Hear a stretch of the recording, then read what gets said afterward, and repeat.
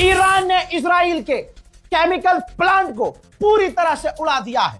Israel पूरी तरह से फेल हो गया। ईरान ने कहा हमारे स्टील प्लांट को उड़ाया था ना, ये उसका बदला है, बदला। दोस्तों आपको बता दूं कि ईरान ने वो केमिकल फैक्ट्री उड़ाई है जो केमिकल इजराइल बनाता था अपने परमाणु प्लांट के लिए।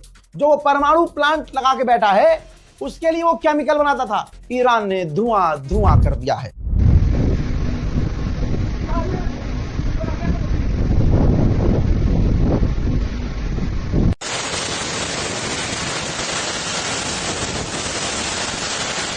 हजरत ये रोस्तम का इलाका था, इजराइल का रोस्तम। जी हाँ, पूरी तरह से ईरान की किसी भी मिसाइल को, बैलिस्टिक मिसाइल को फादरलैंड अंधभक्तों का बाप रोक नहीं पाया। तबाही क्या मची है, कुछ नहीं बचा। देखिए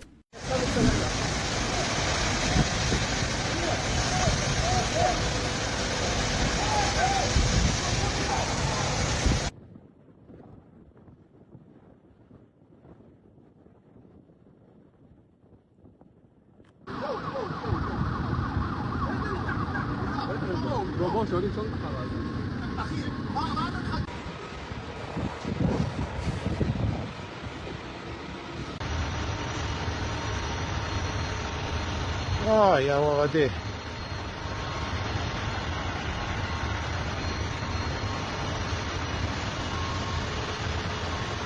Yo, what the fuck? أصلينه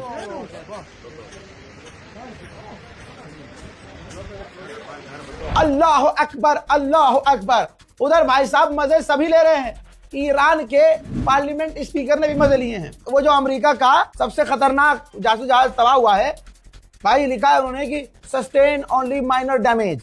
जैसे अमेरिका लिखता है ना बड़े बड़े हमलों को, बड़े बड़े नुकसान को लिख देता है, बस माइनर डैमेज हुआ है। तो ईरान के पार्लियामेंट स्पीकर ने अमेरिका के उस तबाह हुए जहाज को शेयर करते हुए दिखाया है उसकी फोटो कि बस जरा सा डैमेज हुआ है। लीजिए लगे हाथ एक और एडवांस जानकारी, ये देखिए। तुर्की, पाकिस्तान, सऊदी अरब और इजिप्ट के ऑफिशियल इस वक्त पाकिस्तान में इकट्ठा हैं और इनकी आपस में बातचीत चल रही है। अभी अकेले अकेले खेल रहे हैं, ईरान सामने नहीं है दोस्तों। उधर ईरान ने 13 से 14 लोगों को गिरफ्तार किया है जो वीडियो बना रहे थे और वीडियो के साथ साथ मिस इन्फॉर्मेशन रिकॉर्ड कर रहे थे। यूक्रेन ने कहा है कि हमने मिडिल ईस्ट में ईरान के 7 ड्रोन इंटरसेप्ट किए हैं। कहना पड़ेगा, अभी डील की है भाई साहब, काम तो बताना पड़ेगा ना, चाहे करे ना करे, बोलना तो पड़ेगा कि हमने किए हैं। पड़ोसी मुल्क में एनर्जी लॉकडाउन लग गया है। पाकिस्तान ने ऐलान किया है कि सैटरडे और संडे ये 2 दिन पूरी तरह से बाजार अब बंद रहेंगे। अमेरिका का प्लान था कि कुर्दिश लड़ाकों को ईरान के अंदर घुसाएं, हमला करवाएं और सरकार गिरवाएं। याद होगा आपको ये प्लान। हजरत तुर्की के साथ साथ अरब के दूसरे भी देश भड़क रहे थे और अमेरिका से कह रहे थे ये सही नहीं होगा। कुर्द आसपास के दूसरे इलाकों में भी है।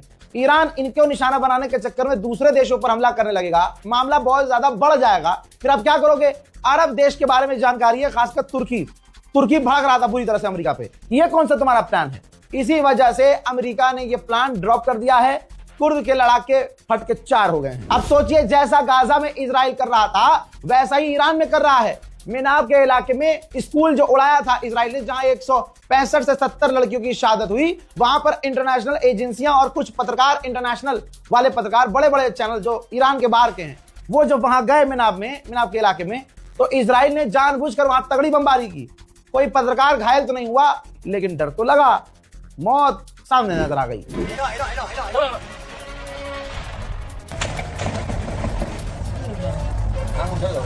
हजरात, इसके बाद आप बता दूं कि ईरान के यज़्द के इलाके में, तस्वीर देखिए, यज़्द के इलाके में ईरान पर हमला हुआ है। लेकिन कुल मिलाकर ईरान ने फुल मजा लिया है, पूरा बदला सूझ समझ लिया है। अमेरिका और इजराइल के तमाम एयर डिफेंस सिस्टम फेल हो गए हैं। मैं तो कहता हूं तमाम देशों से कि मोदी सरकार के जो चाहने वाले हैं भारत में, वो इजराइल के बहुत फैन हैं और इनका पिछवाड़ा डिफेंस सिस्टम से कम नहीं है। इनको ले जाइए भक्तों को मिडिल ईस्ट में, इनकी चड्डी उतार के घोड़ा बना के उल्टा लिटा दीजिए, मिसाइल आएगी, उछल उछल के लपकेंगे। समझ रहे हैं? बहुत टैलेंटेड आदमी है भाई। जो आदमी दिन में मूत पिए, रात को गोबर खा के सो जाए और हर चीज में मोदी मोदी कहे, वो कितना टैलेंटेड होगा यार। फिलहाल के इस रिपोर्ट में इतना ही। जय हिंद।